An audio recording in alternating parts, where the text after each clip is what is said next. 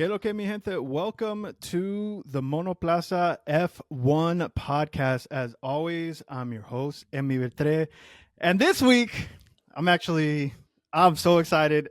We have, first of all, I always have the most illustrious guests, as I always say, taking the show international. Today, we have the co-founder of one of my favorite podcasts, QuickStop F1, Nyasha Jonas, all the way from the United Kingdom, Britain. Nyasha, hey man, thanks for joining. What's up? Hey, thank you for having me, man. I'm super happy to be here. If anything, you've probably made more effort to come and support the QuickStop F1 than anyone that I can remember, given the journey you took to come to the show. So, if anything, I owed you this podcast appearance, no doubt. No, it's all good. Honestly, it wasn't even so. For those who don't know, when Nyasha and Andy came to the United States last year, I booked a literal red-eye flight because I was like, no, I gotta get down there. And just like I said, by the way, this is gonna sound super corny. They say never meet your heroes, but it's actually been a pleasure to meet everybody from QuickStop. They're genuinely nice people. So imagine my surprise when I met these nice people who were willing to help me out with stuff. Anyways, all right, hey, Nyasha, so we just got done with Baku. I have my own thoughts about it, but first let me start with you. What were your overall impressions of this race? You know what? It's one of those things where I think every time I tweet something like, God, this race is boring, then it starts livening up. It's like, without fail, the last 3 or 4 races, I've gone, oh God, this track is so dry. And then all of a sudden something happens and it's like, wow, okay, this is a classic race now. So no, honestly, I think Baku was, for me, what I love about Formula One and what we don't see often enough, which is just like hard racing, hard racing for the lead, lap after lap after lap. Is he going to do it? Is he not going to do it? A lot of the time it's because of strategy and, you have offset strategies. But to see just a simple race to the finish for like 30 laps or so was, for me, it made it one of the races of the year. And I think obviously we'll probably get into it, but I think for Oscar Piastri, for him to put in that performance, I think we witnessed I think he's already won and we already knew, but I think this showed that this is a superstar in the making, a world champion in the making. 100%. And I just thought it was, I'm so happy for Oscar.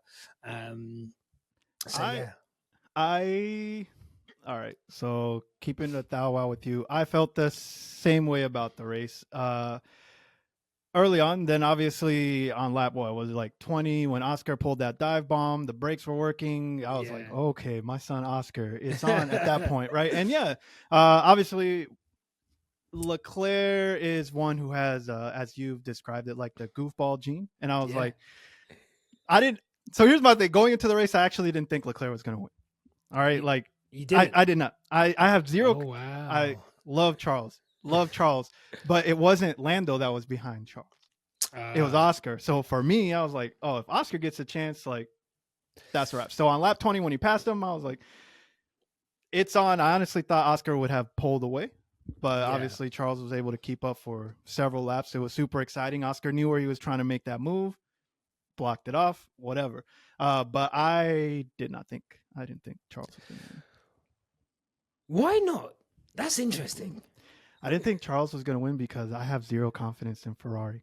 I have less confidence in like Mercedes and definitely Red Bull now, given allegations of asymmetric. No. But for me, I look at Ferrari as like, it's like fool's gold, right? Like for the beginning of the year, you thought, yes, surely they have resolved all their tire deg issues. A serious challenge is on for Red Bull. And then whatever happened after Imola, they won, obviously Monaco and then hell for several races. And then right around Spa, they started to become, so like for me, it's just like the inconsistency of it. So that, and Leclerc is fast on a single lap. But again, it's not even him that I'm questioning. It's just like the car for me, like McLaren, when I look at it and how they're doing, and Oscar specifically. Notice I'm like specifically just saying Oscar driving that car. Yeah. I thought, no, he's not. But I thought it was going to happen earlier. I actually thought it was going to happen before lap 20. Yeah. Well, it looked like it, didn't it? In that first stint, it looks like Oscar was going to make that move, and then it almost, if there's that one area of doubt with Oscar, it's that tire management issue, and we kind of saw that in the first stint, and it almost felt like, oh well, this is classic Oscar, so much pace, but almost he just wants to use all the pace all the time, and it didn't work out in the first stint. But then that move, I think, what, I'll shoot Charles some bail. Okay, he said, I think in the interviews, and I think he said in the cool down room, I was happy to let him, like I saw him do it, I was going to let him do it, and then I thought I'll get him back with the DRS. And it's almost like that exuberance of youth just had Oscar saying, I'm going for it. I don't care. I'm going to go for it. If he gets me back, he gets me back. We go again. Whereas Charles, I think, was trying to big brain it, was thinking a bit too much. And I think that cost him the race. So I think for sure, I think it's fine to have reservations about Charles, and I think it's fine to have reservations about Ferrari. I just think, what, on this occasion, I just think we saw, you get these performances sometimes. I think of Max in Brazil 2016. You think of Lewis, winning his first race, in Canada, but even, maybe even Britain 2008, incredible drive where you're just like, wow. Or even Fuji 2007, you're thinking, wow, what is this kid like? This kid is incredible. And I just think you get those performances, and I just think Oscar Piastri was an irrepressible force of nature during this race, and I just think it's I think whatever was going to happen, Oscar was going to win that race yesterday. So I guess two things that I hadn't thought about, right? Like, I'm older. Let me just say that I'm older. So I've forgotten what it's like to be young, dumb, and feeling like you're invincible, right? Right. So that aspect of what you're saying, yes, that makes sense. The second one is Charles big braining it, which, again, I was going on vibes alone, right? Like, so when I look at it, I'm like, nah, Oscar. I've got Oscar winning this only because of just his rawness, his skill. I feel like it's on the come up. That car is a rocket ship. Whatever. We all know this, but I guess I hadn't thought about the other side of that coin, where it's just like Charles saying, like, I know what you're trying to do, but I'm confident that I can get you in another spot or on the come up. The only thing was that I feel like Oscar was really, I think Oscar was going in trying to basically prove, y'all are trying to make me a second driver. That's not him. I don't know who you think the second driver is. It's not him. I'm Oscar. And so for me, I had more confidence in that. Yeah. And again, I want to be clear, not Charles. The car. Before people were like, anyway. So so I'll say that it was great seeing them battle it out lap after lap after lap. What kind of ended the race for me, and obviously just was very confusing, was the crash, obviously, between Sainz and Checo, because for me that came out of left field, and obviously, like, when you see like the multiple angles and overhead, it looked like but Carlos just kind of like veered into him and they crashed. But when I look at it closer, it's almost like Checo hit that back left tire. Either way, it was dumb. They were dumb for crashing. Like, what are y'all doing? I think when I first saw it, I did think it was like a racing incident. And I think I still lean towards racing incident. I think, how do I put this? Those two are more experienced than Charles and Oscar. Oscar and Charles managed to put on a racing clinic for the whole race on hard racing, hard defending. These two bozos can't even manage one corner together without crashing. And in all honesty, the more I watch it, the more I just think, Checo, there is a car coming over towards you. It's clearly coming towards the racing line. Just take avoiding action. There's still a couple of laps to go. You'll get him back. But also, you need that result more than 100%. Carlos needs that result. 100%. You need that result. Carlos has got a multi-year contract. He's on his gap year at Williams in a couple of years whilst he waits for something better to come. I'm mad you called it a gap year, but it's true. Mate, he don't want to stay there. He's waiting for something better to come up. Do you know what I mean? So he doesn't care. Checo, you're fighting for your life. Do you know what I mean? So I'm just saying, move over, avoid the accident. I'm sorry. So for me, it is a racing incident, but I do think Checo's the one who could have avoided it. Look, Carlos Sainz is not going to stay up against the wall down a whole straight. It's not going to happen. Obviously, he's going to go onto the racing line. You've got a little wheel in front of him. You're not even alongside him. Your front wheel is against his rear wheel. So it's up to you to ensure that with the space you have on the left, I just think you could have made an avoiding action. And it's a shame because it robbed us of a grandstand finish between three cars, essentially. I think Leclerc, Sainz, and Perez were all going to be fighting for those places. Leclerc's tyres were gone. So you would imagine that both of them would have ended up on a podium anyway, and now neither of them have. And I think, I just think Checo has that in him sometimes. Well, I mean, he has it in it sometimes, but again, to your point, and everyone's been bashing this man all year, Checo, right? What's he doing here? He's a bum. Get him out of there. Anyways, and so for me, maybe it was a couple factors. One, when was the last time Checo was competitively racing? Yeah. So that's one. Two, he probably just freaked out. I was like, oh, it's really about to happen for me. I'm finally here. See, I am good. See, now that the asymmetric brake and all of that, now that Max is driving the same car I'm driving, which is, by the way, hilarious line that I heard last week from y'all was Checo found out about his car at the same time. See, and so for me, Checo comes into this race. He out-qualifies Max for the first time since the Reagan administration, or since Margaret Thatcher was the PM over there, right? So it was great, awesome. And so it's he's probably thinking, I'm never going to get this chance again. Max was nowhere near him. Max was... Yeah, he was nowhere. Right? And so for me,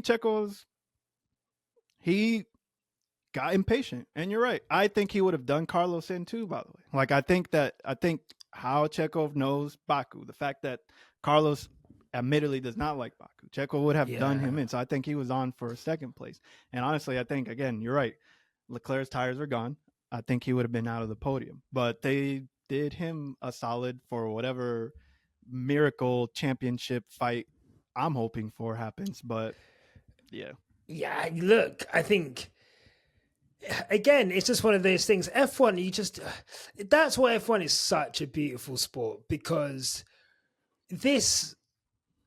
now we're into the championship phase of the season, and every race counts. I think, how many races are left now? 6 races? 7. We got seven races. Yeah. 7 races. So, every point, I think this was round 17. So yeah, another 7 races. So, okay. My maths is awful. Apologies. Hey, same. No.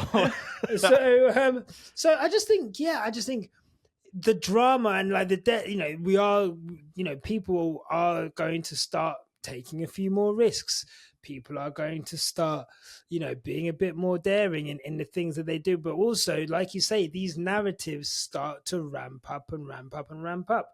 And, you're looking at a situation now where, between second and fourth is, less than a race tight or something. So, again, this Papaya rules that they enforced, it's a bit awkward now because, both of them mathematically can still do a thing. Still in it. Yeah. So where do we go from here? Do we take that back now, or I just wish McLaren would shut up sometimes. Like so, but we'll see. It depends on what one person is key to the title race. And that is That person is Lando Norris, really, isn't it? so okay. That's a great segue. First of all, when is McLaren gonna stop playing in Oscar's face? I recognize. Listen, I recognize that if there were going to be team orders, they should have implemented those several races back. Yeah. Right. The problem is when you have someone who's got the talent that Oscar Piastri only knows how to race. Oscar Piastri doesn't. I mean, I don't know him. I'm talking like I know him personally. Oscar Piastri, I assume, does not know how to be the defense, the shield, the Checo Perez, the Valtteri Bottas type. Oscar Piastri is just there to win. His manager being Mark Webber, who I'm sure is in his ear. Hey, bro, don't let him play in your face like that. Blah, blah, blah, this, that, and the third. And so for me, McLaren should have gotten out of the way. Sure. But I feel like what we're seeing towards the end of this season is Oscar's maturation. Like you talked about, his tire situation got better, right? How he times his attack points got better. He's fast. He's learning that car. So out of the two McLaren drivers, the one who seems to squander the opportunities the most is the one who talked a lot of crap about, if I had the fastest car, I would be winning too. Or the one who's quiet. And by the way, I think completely off topic, I know that Oscar is strong because he grew up with 3 sisters. There's no way you come out of that and so mental fortitude anyway. So my point is, like, the Papaya rules, the whole thing is dumb. They look dumb. They don't look like a team that's obviously ready for the big time. The constructors has fallen into their lap by sheer, our car is just better. Red Bull fell off. Yeah. And as long as we don't double DNF, we'll get this, right? So I guess going back to the original question, should they continue enforcing Papaya rules if those still exist, or should they just say, let's keep letting them hash it out? Or is it too little too late? I don't know. I think it's too little too late. Like, I think it's still a race win. Okay. So it's still like a large gap. So yes, he is close, but we have to think 24, like, I think Lando, the gap that he, over the course of the next 7 races, like the average amount of points he needs to get has, is still pretty much like win second, like, essentially. So, obviously Max, the likelihood of Max finishing second in these races is not high at all. We're looking at someone who's going to be finishing between 4th and 6th, 7th. So,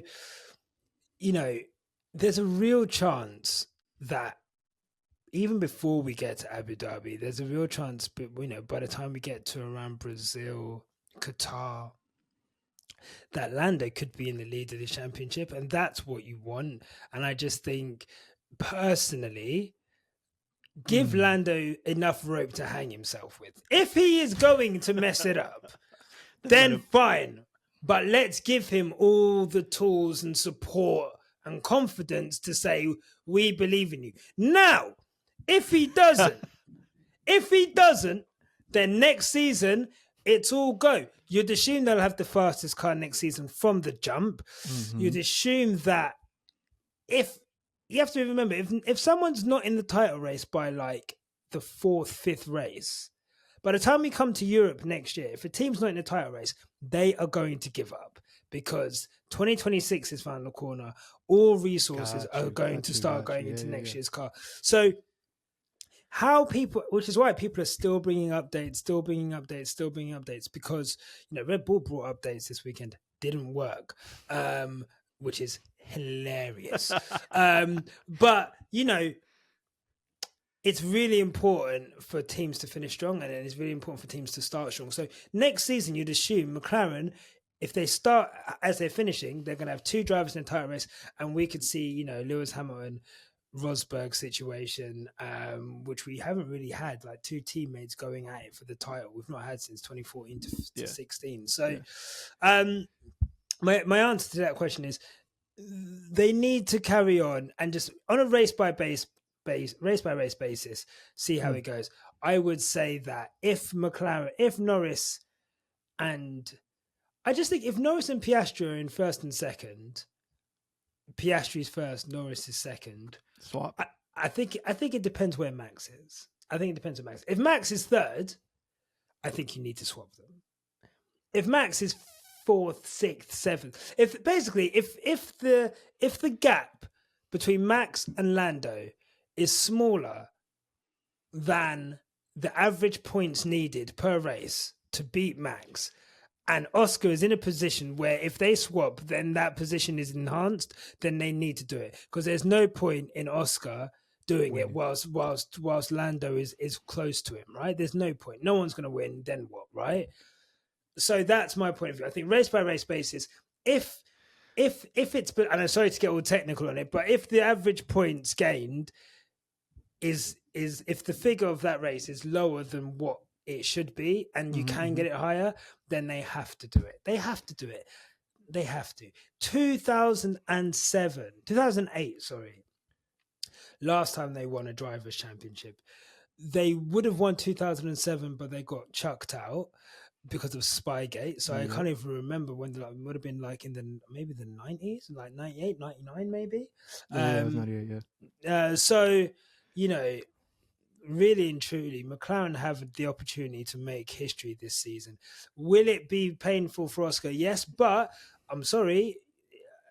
He should have done better in the earlier round. Should have been in a better position. They did mess him up with strategy a couple of times, though. I'm not going to lie. Yeah. Like, Britain, like... So I'm not. So if I'm Oscar, I'm going to be pissed that, you guys have messed me up. But we are where we are. I know everyone wants to dunk on Lando, and trust me, as someone who lives with entitled, arrogant British people their whole life, Hey, okay. There's nothing I want less than an arrogant British man to win the title. But I think for McLaren, I think they've got to do it. What do you think? What are your thoughts? So here's the thing for me. The concept of giving him enough rope to hang himself with, I get, right? Whatever excuse or whatever happened on Saturday with qualifying, where he saw that there was a yellow flag and he slowed down, he was out in Q3, and then he being Lando was moving through the field, fine, whatever. Prior to last week or last race in Monza, when they did start in that front row and Oscar did him dirt McGirt, and I say dirty in the American sense of that was a sick move. Yeah. And frankly, like, I got nothing but like adulation and praise, right? Yeah. Honestly. So for me, I tend to agree, right? I think what is leaving like a sour taste or a bad taste in my mouth is the personality. And maybe if I separate that, but yeah, you're right. Like, McLaren should give Lando every opportunity they can to help them win the drivers' championship.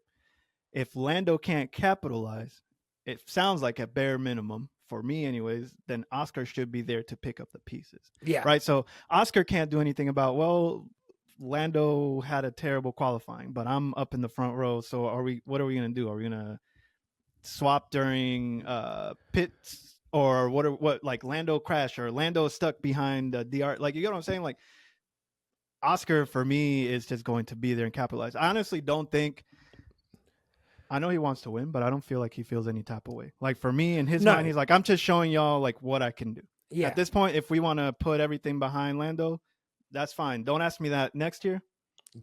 But for now, yeah. And so but my biased heart is not wanting McLaren to win. But I think that's just based on, again, like, my bias against just one driver. But I think you're right. So let me ask you this. Do you want Verstappen to win a fourth? I don't know why I knew you were going to ask me this, but somebody had asked me this question before. That's the alternative.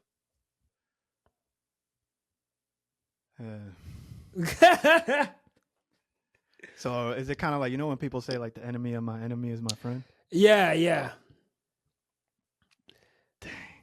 So which ones? Yeah, no, you're right. No, okay. no. You're right. No. Yeah. I had thought about that, but you put it in a very, now I got to answer the question. I would rather have McLaren and Lando Norris win over. Like, I'm seeing people say they want Verstappen to lock in because they don't want Lando to. Like, guys. I think people. You know what? Yeah, this is what they say. Like, like we're losing recipes, or like, they say like once a country's far removed from like the horribleness of war or exploitation, like the people start forgetting. Some of you weren't in the trenches in 21. Let me tell you now. Okay. You weren't there, especially people of color. You could not move for like racial abuse from Verstappen fans. You couldn't move for like, honestly, some of the most vile stuff. Also, like, there's only 1, 2, 3 people, 4 that I can think of off the top of my head who have 4 titles or more. Fangio, Prost, Vettel. Yep. Lewis.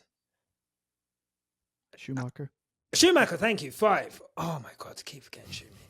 So, are you saying you want Verstappen to be in this rarefied air? Like, people are talking about world championships like they're nothing. Guys,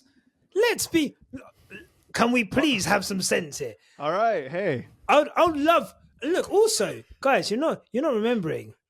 Do you know how funny it's going to be if Verstappen bottles this championship, guys? Like, if Verstappen does not win this and he loses to Lando Norris because Red Bull, because he's a car merchant that they were chucking at Lewis the whole time. Oh my God! Hey, but weren't men saying that Max Verstappen can win in a Haas? They were saying that the way Max Verstappen is just extracting. So see how Sergio Perez is doing. See what Max is getting out of the car. Inhuman speed. Sorry, I don't know if you can swear on this show. Yeah, you're the guest. I'm not. Get the fuck out of here. Yeah, there we go. No, listen. The other thing too. So Max and Checo, like, so I'm on this side of the world, and obviously I'm tapped into Latin America heavy. Yeah. And I know you know this, but Checo's got some real shooters out here. Right. And if you understood half the stuff they were saying in Spanish, you would understand. He's got people who would do. Let me tell you now. I need to come on this show to be respectful. Let me tell you now. I say a bad word about Checo Perez. My God. Look, being in Austin showed me that completely. That's the second home race. Yeah. I saw the support. I know it was ignorant of me to not assume that would be the case. I was, I think. I mean, being good. You know what it is? Just because I didn't realize, I knew Texas was close to Mexico. Yeah. But I didn't, and it was, I guess this is going to sound really stupid, but I think just rolling around Texas, running around Austin, we were in the back end. We were in the backwoods of Austin. So there was like, where we were going shopping was like a Mexican grocer and like probably a carniceria or something. Yeah. So like I was like, bro, this feels like home. So that's like that's how we shop here, but it's like Asians, whereas like, for you guys, I think it's the Mexicans, like the fresh produce, great quality meat. So when I was shopping around, I was like, oh wow, really heavy Mexico influence here. And then obviously being at the race, they ride out for him. So complete tangent, but I'm loving this. Yeah, sure. Whether or not you knew this or not, but so the southwestern portion of the United States, California, New Mexico, Arizona, and Texas, Colorado, and Nevada, that all used to be Mexico. Wow. Okay. And then the Americans said, the North Americans of the United States said, hey, we're going to go ahead and take this because it's God's plan for us to take this. No. And Texas specifically had people who were American colonists that said, hey, we kind of want to keep this now. And so they fought. Cinco de Mayo here is a celebration about a bunch of Americans that died going against Mexico in the last dance. It's not an actual Mexican holiday, right? And so, yeah, you're right. The reason it feels like a home race is because you go back 3 generations and it was Mexico. Jeez. That's insane. Like I actually did not, and I feel ignorant for not knowing that. And obviously, like I knew of Cinco de Mayo, but obviously, like Yeah, that's a tourist trap holiday. yeah, because So because obviously then you have like Independence Day, which is yeah. like Shouts out to any Mexicans listening. Their Independence Day, I think, was yesterday. yeah, But it's literally, what I will literally the say same this day. is other Latin American countries will take shots at Checo. So DR heavy on taking. Like there's one podcast that I watch where they do like a what's your podium, and then they're like, what's your Checonostic? Like what's Checo gonna do this race?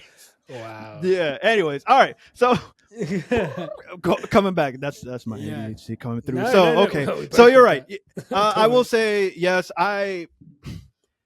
Going back to what you said of who would I rather win? Yes, I would rather have Lando win versus Max get his. This would be his 4th consecutive title. And I'm with you 100%. I'm putting 2021 to rest. We can't keep hashing up like old wounds. Yeah. Nobody come for me. I can't keep going back to that trauma. All right. Like no one wants to do anything about it. No one of significance wants to do anything.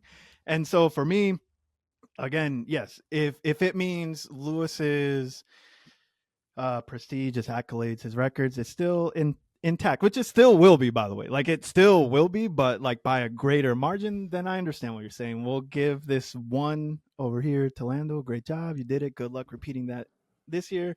And my assumption is that next year, under the last year of these regulations, Red Bull is not going to be as dominant as they were in 23, 22, right? I can't. Unless something. Look, they've lost Adrian Newey. They've lost a bunch of people. They don't know how to figure out the issues on the car. Now, as a Mercedes fan, let me tell you, there's no overnight fix to these cars. Like, if you don't know what's going on with your car in December, you're not going to turn up in March and be like, oh yeah, the car's fine. Doesn't work like that. So yeah, I don't think they're going to be anywhere near next season.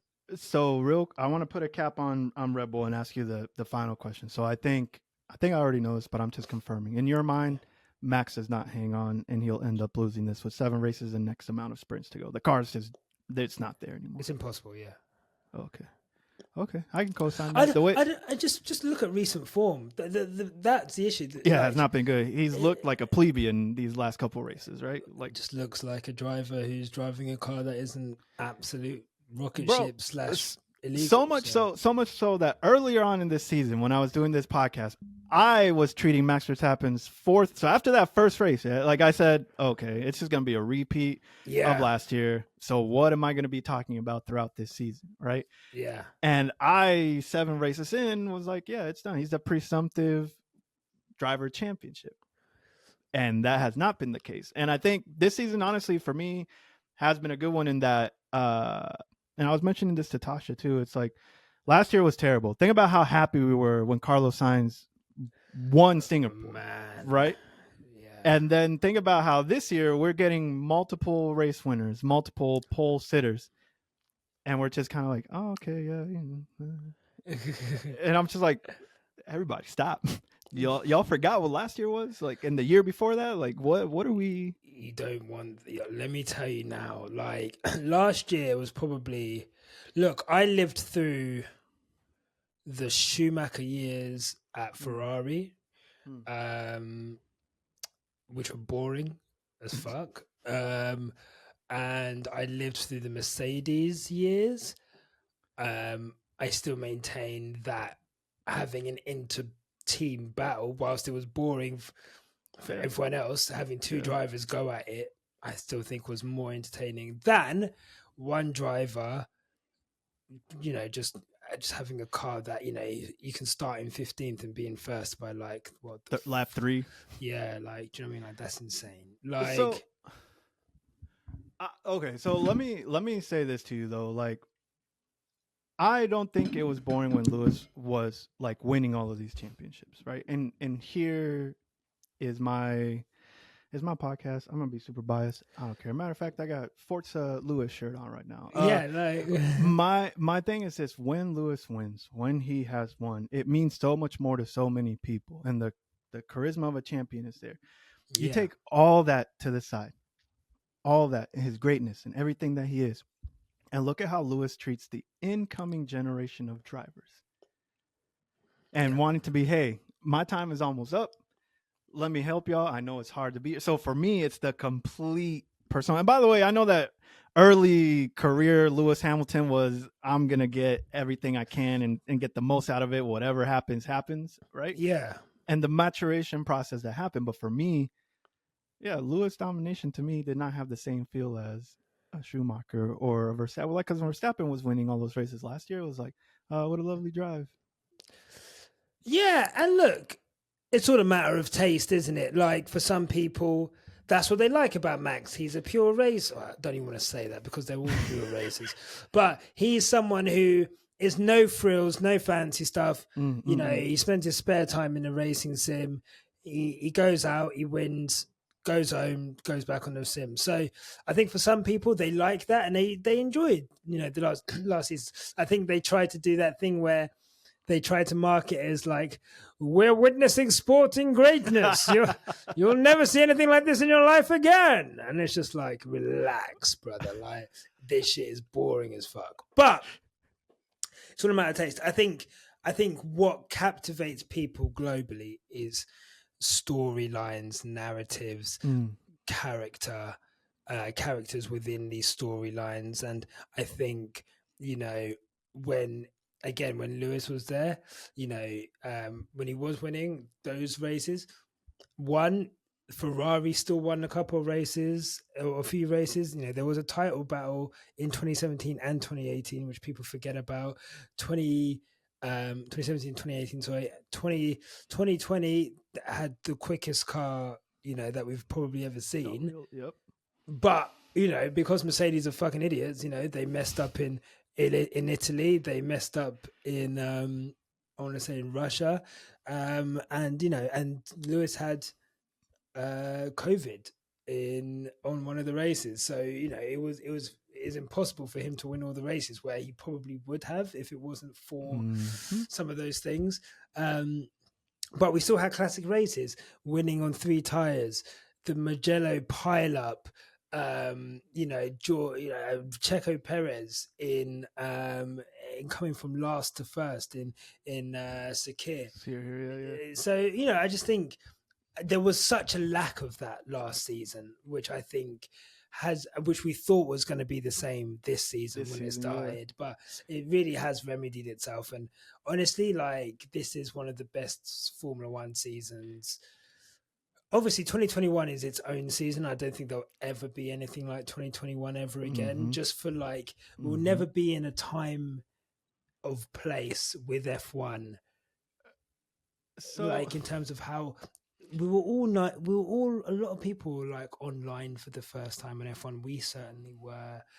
That tribalism was really like, it is where it was kind of made and brewed. And I just think it was a very innocent and like native time. Whereas I feel like if 21 happened now, I think we're all a bit too battle hardened for it to be as enjoyable. I think it would just be horrible. It would be horrible. I think so.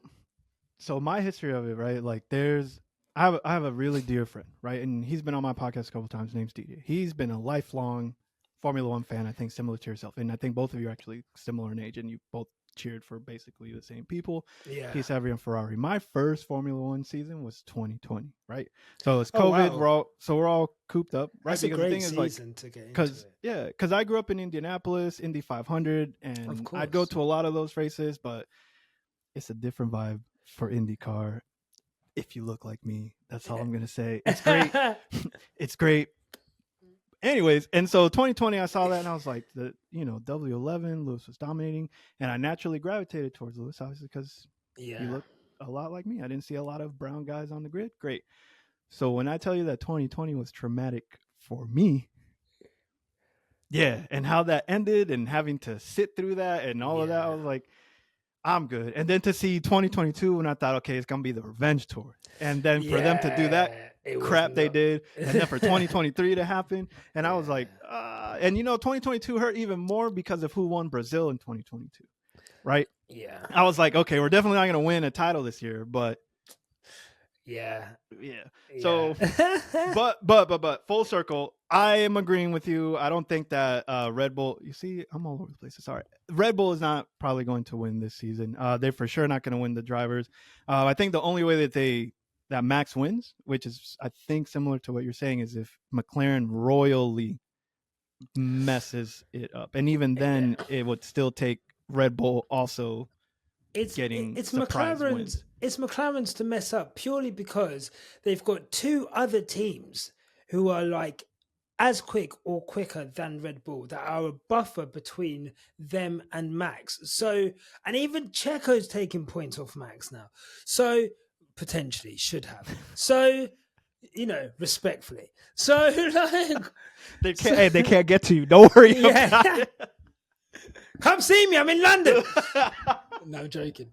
And so I just think if McLaren don't do it now, 7 races to go, you've got Lando Norris. Between Lando Norris and Max, you've got Oscar Piastri, Carlos Sainz, Charles Leclerc, George Russell, Lewis Hamilton.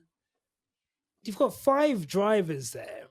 Max should be finishing 5th to 7th, like every race, if everyone is on job. Now, obviously, Mercedes, and that's not really a guarantee, but it's theirs to lose, and the only way they lose it is if they chuck it away. So let's see how it goes. So on the topic of Mercedes, so my frustration, with Mercedes all season has been this. It's very obvious that the car wasn't there in the beginning. Yeah. Right. James Allison having to basically do 2 years worth of work in the summer, couldn't figure it out, whatever. Right. The season started off terribly. You have George Russell throwing shots, backhanded compliments or whatever statements saying, hey, this car was designed specifically with Lewis Hamilton's input, blah, blah, which the inference being the car sucks. Well, guess what? We built it to Lewis specification. Yeah, of course. But none of that whole puffed out chest was there once the car started getting them some victories and started to become faster. So I digress. My question is really like, if George is a supposed leader of Mercedes, right, why isn't George doing the experiments? Why isn't the guy who's going to be here next year, probably his last season at Mercedes, if they can get Max, right? Why isn't he doing the experiments? And obviously, for me, the one obvious answer is the input that you get from Lewis is more valuable than the input that you could get from George, right? Yeah. But Baku in particular, it's been like this all season, and I not trying to get into conspiracy theories, whatever it is. I don't understand what happens between Thursday, Friday, and Saturday. Yeah. Right. And then when I woke up, because the race for me started at the race coverage started like 4:30. Race started at like 6 a.m. And I'm sitting there thinking, I woke up. First thing I do, log on to Twitter, Lewis Hamilton pit lane start. And I was like, I know. What is this? What? I know. And so, what is Mercedes doing? I mean, fuck knows, bruv. Like, I don't know what you want me to say. Look, what was the reason that like a component was built incorrectly? Suspicious, but sure. So that obviously then, then they have to change the engine. And then obviously you've got like the tire issues. And look, to be fair, George Russell seemed to struggle as well with the tire warm-up issues. I think, you could hear him come on the radio after the race saying tires, guys. And, I think if you look at that first stint, I think I remember hearing Karun saying that George lost 16 seconds in the first stint. Dang.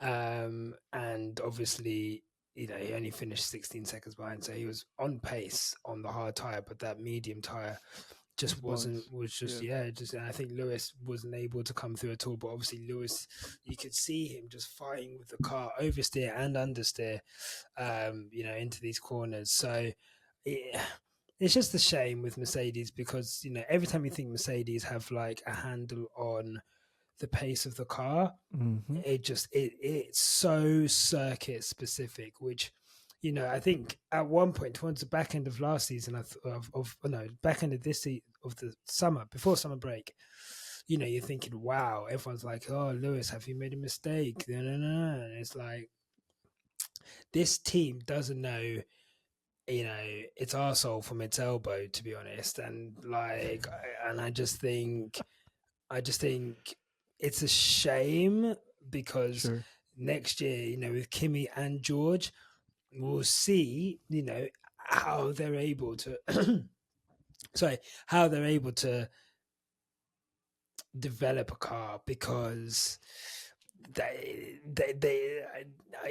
you're right. The inference is that the feedback that Lewis gives is better than the feedback that George gives, and also Lewis is kind of willing to do that, maybe to aid his own learning in how to set up a car and how to develop a car, whereas George is happy to kind of just drive whatever's given to him. So we'll see, but I don't know what they're doing. You would hope there's circuits coming up which they're traditionally strong at after Singapore, which is obviously America, Austin, and Brazil. So those are the 2 races as Team LH that we're like, okay, like these are almost our farewell. Our farewell. If we can get one more win, that would be awesome. But knowing this team and the way they are, I don't think I'm not gonna hold my breath. That's fair, but I'm not gonna hold you. And as a British person, you probably felt this a little bit different than I did. Yeah. Once Lewis won Silverstone for me this year, you kind of I'm like, good. I'm good. You're done. I'm good. Like if he wins Brazil, obviously, yes, awesome. But for me, it's just kind of like, I understand that Mercedes is not going to give everybody real explanations past like the PR point. Like it just didn't make sense to me. It didn't make sense to anybody, like what was going on. I don't care about qualifying head to head because whatever. Points are on Sunday. On Sunday, yeah. So like that's fine. If you want to hold that over his head, cool, do that. But it didn't make sense only for me because like now as I'm watching the race, I'm like, okay, well, pit lane start. Oh, and you can't. Why are you behind a Haas of Ollie Berman for 1,000 laps? And I know it's not because the skill's not there, right? Like, and so for me, I'm just kind of like. And then obviously post race, Toto goes on Sky Sports Germany and saying like, yeah, the setup was wrong. Like we were experimenting, but that's okay with work. Like, all right, like if this is the send off you want to give him, cool. Yeah. It's not great, is it? Like, I think everyone's ready for the change in relationship. I think we're all ready to move on now, and I just think if we can get to, I think if we can squeeze out maybe a couple more podiums, one more win, that would be awesome. But like you say, I think we've had our high. I think Silverstone, we all needed Silverstone. I think Lewis needed Silverstone. If nothing of that ilk happens again this season, I think I'm satisfied. I think I'd like to beat George in the rankings. That would be awesome. But I think that'll happen. I think that will happen. I think outside of that, I think bring on next year. To be honest, just bring on next year. So I guess on the topic of George, did you have any kind of feelings on George getting that podium, that sneaky podium towards the end, got third place, or is it just? Let me tell you now. When I saw them 3 battle it out, I looked at the rankings. I looked at the and I was like, he's gonna. I like in my heart of hearts, I was like, he's gonna do it again. He's gonna do it again, and then it happened, and but you know what? If you don't buy a ticket, you can't win the lottery. Do you know what I mean? Right place, right time. No, I understand completely. And George has a gambling habit. This guy will sell his own nan for a podium. Listen, hey, George Russell is the best strategist for George Russell. That for George Russell, 100%. For Team George Russell, this guy will strategize his way into anywhere. But look, you gotta be there to take advantage. So I don't have the level of vitriol that I think some people have. That's fair. Towards George. Again, I'm used to arrogant. That's fair, and maybe British because people.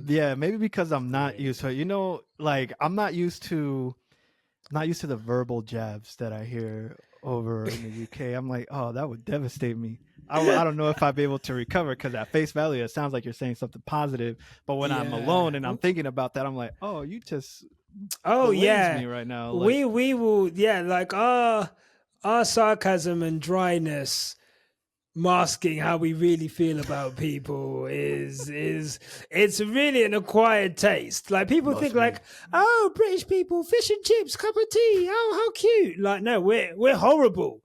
We're horrible people, like me included. I'm horrible. So I think when I see it in sports people, I'm just like, oh, well, that's standard procedure, typical. To be honest. Yes, typical. Which is why everyone here is media trained to within an inch of their life. Like, name the last... F1 is probably the only sport where British people are, like, relatively outspoken. Look at track and field. Look at football here, like soccer for you guys. Look at any sport, tennis. Mm-hmm. Like, you know, like British people, and it's specifically English. Yeah, like we are media trained within an inch of our life because our actual personalities are not marketable or personable. Like, look at Lewis. Like, respectfully. Media trained to within an inch of his life. That's fair. No, that's fair. Because he was running around like Pac. On the yachts. Like, doing whatever. Right. So yeah, I don't mind George, but I can understand why people don't like George. And it's not with George, it's not even that like I don't have the facilities to spend my time just hating on him. It's just kind of like, all right, he was there to pick up the scraps. A win is a win. Good for him.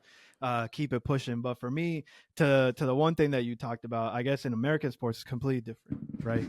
You want that brash, outspoken, loud personality. People want to like somebody, they want to hate somebody, all of that stuff, right? So the British sports personality, it's a different thing. So yeah, we'll see what happens with Mercedes. I was hoping Singapore next race would be one where maybe Lewis gets a win there. I highly doubt it. I doubt it. I doubt it. I doubt it. Like, but who knows? Hey, there can be miracles, right? I don't know. There can be miracles when you believe. You see, I thought we were going in. No, dog. No, listen. No, I don't want to. No. Which one are you? Are you Mariah or Whitney?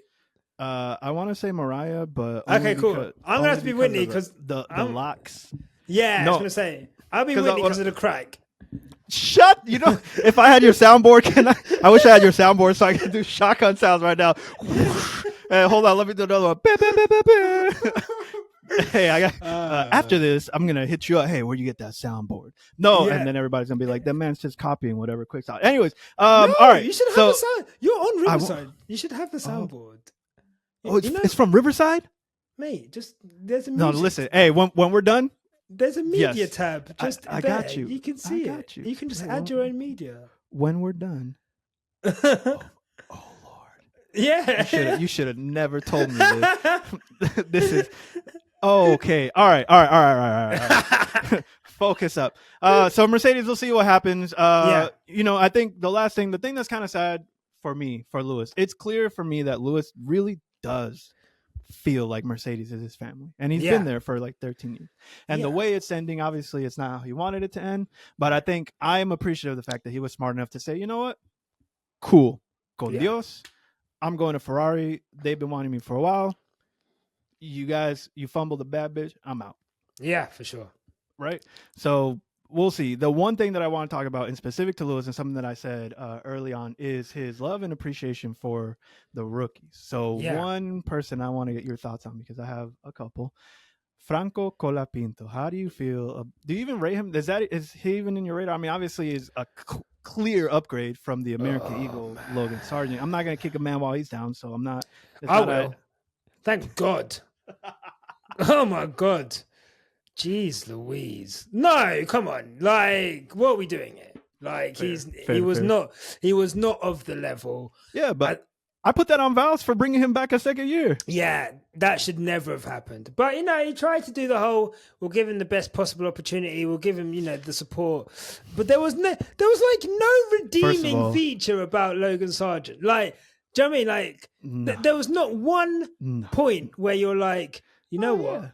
Yeah. Oh, that was good. Oh yeah, he's good at this. He's good at that. What hurts me the most is that you and I think, have both worked in the corporate world, and we know that Excel gives you the opportunity to search for fields. And I'm sure he could have done a search in that Excel spreadsheet for lap times for Logan Sargent and the money it cost in those cars, and he still decided to bring him back. But yeah, he replaced him with Franco. Franco came with a lot of sponsors, a lot of money. I'm talking about his personality after you're done, but do you have any thoughts on it? Do you rate him, or is just like, man, this kid is... What? I like him. I watched an interview with Ted Kravitz and him at the weekend, and I quite like him. He wasn't really taking any shit from Ted. Like he was like, cause Ted was like, "Oh, you so you were born in Italy?" And I was like, "Nope, no, I was not." Like, where'd you get that from? And then just loads of. I like his personality. He's personable. He's clearly got pace.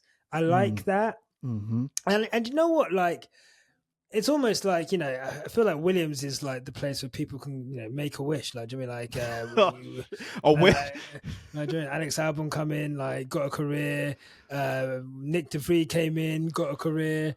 And I think, I think Franco, whilst I think it might be a bit too late for him for 2025 to get a seat somewhere. I mean, who knows? I don't know if there's rumors for. So there is one actually. What's the rumor? Is it Sauber? So it came out of. I'm gonna shout out another podcast. I follow a podcast, and he was on me last week. Entrando a Pits, which is in DR. The rumor is that James Valls is trying to talk to Sauber into getting a seat for Colapinto, which I feel bad obviously for Valtteri, but the writing is kind of on the wall there. Franco comes with a lot of money, so it makes sense. He's got pace, which also makes sense. And being Argent, you know what? Let me stop with the Argentine German comment I was about to make. So. Valls is trying to get him there. Yeah, I mean, look, it's interesting, isn't it? Like, I feel like if Audi wanted to sign Bottas, they would. They would have already. Yep. And it's a shame with Valtteri because I do think he's a capable driver, but also, God, I can see some glare there. But also. He's had a good career. He's been about for like 100%, 10, 11 years now. Like, I think I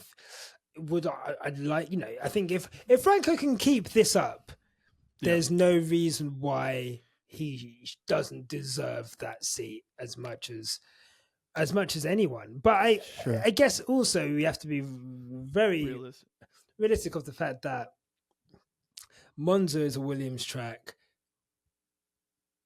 Baku is a Williams track. So let's see, Singapore. In comparison to his teammate, Singapore is not a Williams track.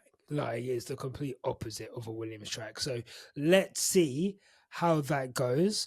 Let's see how he does, in Singapore. Let's see how he does in wow, we're already into like the back end of the year. Yes. What races are left? Singapore. Oh my God, we're really into that Singapore, United States. Yes, sir. Wow. The North American run is happening. Yeah. South America. Yeah. Wow. So I'll say this I like Colapinto for a couple things. One, apparently not a lot of people were ready for him to come. If you go on the F1 graphics right now, and I'm a designer, so I noticed this almost immediately. Right. They took Logan Sargent's body and put Colapinto's head on it. But the second thing is his race suit says Colapinto. So they misspelled his name on the F1 graphic. That's neither here nor there. What I like about Colapinto is that he has a lot of confidence. I think this is a true measure of Alex Albon's skill because he hasn't had a real challenge since he was Max Verstappen's teammate. Yeah, exactly. Right? And so I love to see him out-qualify Alex. And I mean, he didn't finish in front of Alex in the race, but at least for me, it's like a true challenge. The other thing, you mentioned something about how Ted was saying he was Italian Argentine. He also got that question from Spanish media. And the reason I liked him as much was because he called out. So there's this Spanish F1 media guy, Lobato, big Alonso fan, right? And he is calling Colapinto. Is like, oh, the Italian Argentine, and Colapinto grabs the mic from that. Hey, why don't you go ahead and tell that man I'm just from Argentina. I'm not. I don't know where he got that from. I'm just from Argentina. So you need to cut that. I was like, okay. I love that. But the other thing is, when I tell you that this kid has, so you like his personality, I'm telling you, if you spoke Spanish, the charisma. Really? So when I say he's a yapper, I don't know how you would say it in the UK, is a guy who's always flirting with girls, always chatting his banter. Oh, okay. He is always talking to the female reporters mid-interview. So I'm just like, you're not even focused on racing right now. You're just like spitting game. Like the first ever report he did in Spanish language, he was like, "Oh yeah, you've written a couple articles about me. That's crazy. I was dreaming that my first interview would be with you, so that I could get to talk to you face to face." I was like, "No way, that's insane." And so, like for me, I generally speaking, like I don't know him personally, but it's nice to have another Spanish speaker, on the grid. This kid genuinely seems nice. It helps me like him a lot more because of how he thinks about Lewis Hamilton, right? Made a whole post about like, this is like the best part of my day was, but I was like, you know what, man, you're all right. No, for sure. And I think the new kids are realizing, I think the generation, the Landos and the Georges. To be fair, George was very much like, he's my idol. And then obviously, idols become rivals, and that kind of has to stop. Do you know what I mean? But obviously with Lando, there's always been that kind of like standoffish. Whereas you look at this younger generation, like with Behrman and Colapinto and like other new the show, they really do impress on how much Lewis is their idol, and I think it's really cool because he just wants to give that love back. And I think why wouldn't you just pay respects to the greatest of all time, but also that vulnerability, like, yes, tell us you're excited to meet Lewis. Like, that's what makes people love you more. What doesn't make people love you more is, I guess, misplaced arrogance, which is in some drivers.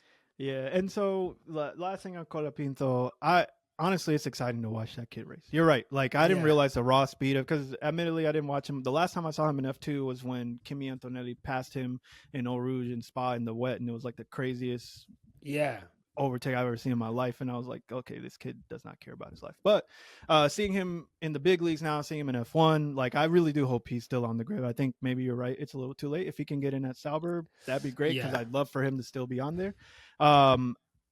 Yeah, and both of those, Behrman coming in and Antonelli coming in, those kids are quick, and I think they're going to put a lot of people on notice if they didn't already. So we'll see. All right, Nyasha, just because I'm trying to be cognizant of time, we've come to the end of the episode, and something that we do and that I do every time I have a guest on is talk about what is your Pariguayo and your Matatan of the race. Or Pariguayo, who's your worst performance of the race?